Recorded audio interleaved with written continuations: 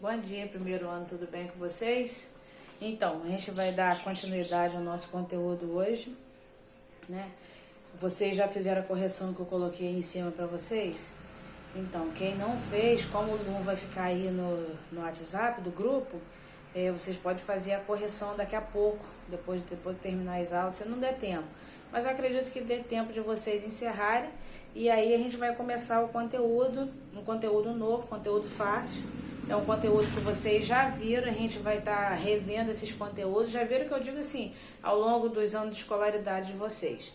A gente vai trabalhar hoje com a estrutura do texto em prosa. Nós sabemos que um texto em prosa é aquele texto que ele é escrito em formas de parágrafos, né?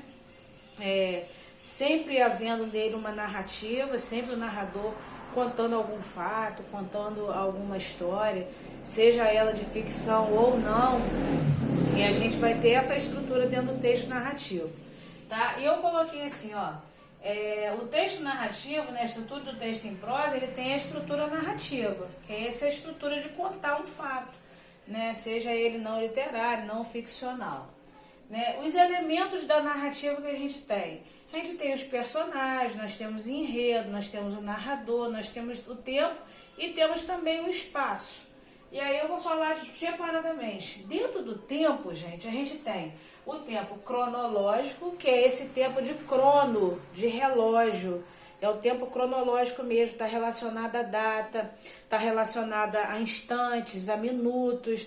E a gente consegue perceber isso à medida que eu vou lendo um texto, principalmente se esse texto é ficcional, ele vai aparecer muito, e juntamente com eles os advérbios que vão indicar tempo, ontem, hoje, mais tarde, daqui a pouco. A gente vai ter essa percepção também com os adjuntos adverbiais que indicam tempo presente desse tipo de texto, né? E aí a gente consegue olhar para o tempo cronológico para saber se foi ao meio-dia, se foi dia 27, se foi dia 1º, se foi 3 da tarde, se foi pela madrugada. Isso é fato e eu consigo enxergar isso bem através do tempo cronológico, tá? Nós temos também o chamado tempo histórico. Esse tempo histórico, ele está relacionado mais à data, mas relacionado à data, que eu digo assim, a épocas, né? A gente assiste uma novela das 6 horas, por exemplo, que está passando aí, ela está trabalhando com o tempo histórico, porque está contando o tempo lá de Dom Pedro no Brasil, né? Mesmo que seja ficcional, eles estão trazendo um pouco da realidade para a ficção. E aí a gente percebe os costumes, né, da época, as mulheres com sombrinha, com aquelas roupas muito diferenciadas do nosso tempo. Então isso é chamado de tempo histórico, né? E eu acho bem legal se trabalhar o tempo histórico, se rever fatos históricos, porque eles trazem um pouco da realidade para dentro da ficção. E aí nós temos também o chamado tempo psicológico. Lógico que esses 3 tempos, ou 2 desses tempos, eles podem aparecer com muito mais frequência dentro de um texto narrativo do que um outro, né? O tempo psicológico é esse tempo que vai trabalhar aqui, ó. São as lembranças, ele é muito mais interno, ele é mais interno. Ele não é algo externo. Por quê? Porque está no campo da imaginação, está no campo do pensamento, o tempo psicológico. São as lembranças que aquele personagem vai tendo e ele vai trazendo, vai contando aquelas lembranças à medida que se vai narrando a história. Então ele pode ter um tempo cronológico e pode também trabalhar um tempo psicológico ou um tempo histórico também, né? Então são 3 tipos de tempo: cronológico, histórico e psicológico, tá? Nós temos o espaço, que ele pode ser um espaço físico, quanto ele pode também ser um espaço psicológico. O espaço físico é aquele que ele delimita, no alto da montanha, cavalgando pela fazenda, tal, indo por regiões assim. É o espaço físico, é aquilo que você está vendo. E o espaço psicológico trabalha ainda com as lembranças, mas as lembranças elas são pontuais, são em locais específicos, não é devaneio em qualquer lugar, mas são espaços específicos, né? A não ser que o personagem ele viva mesmo em devaneio, viva a loucura de alguns personagens que se tem, que ele vive algo que nunca viveu.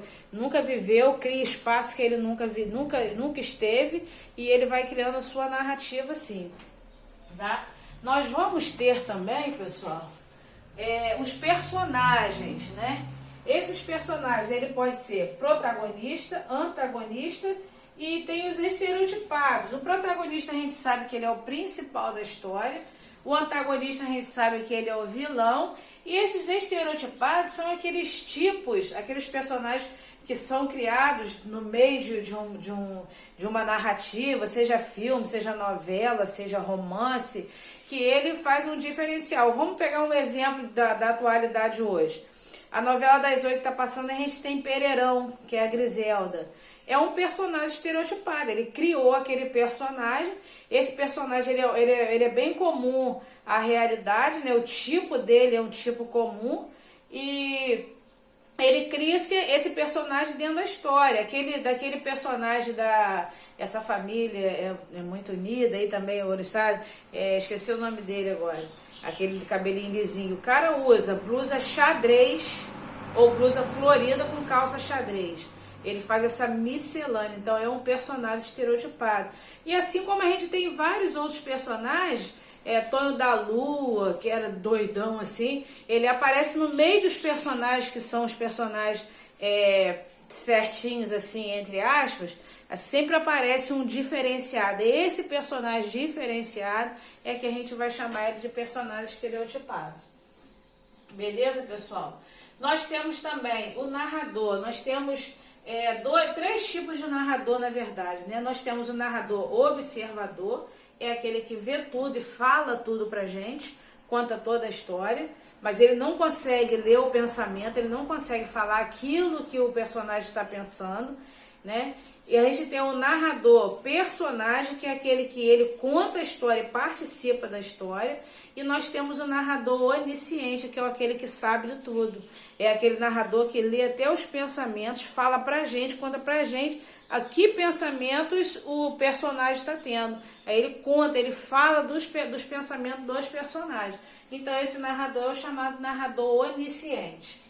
O narrador, ele vai contar a história de duas maneiras. Essa história pode acontecer: de ordem linear e ordem não linear.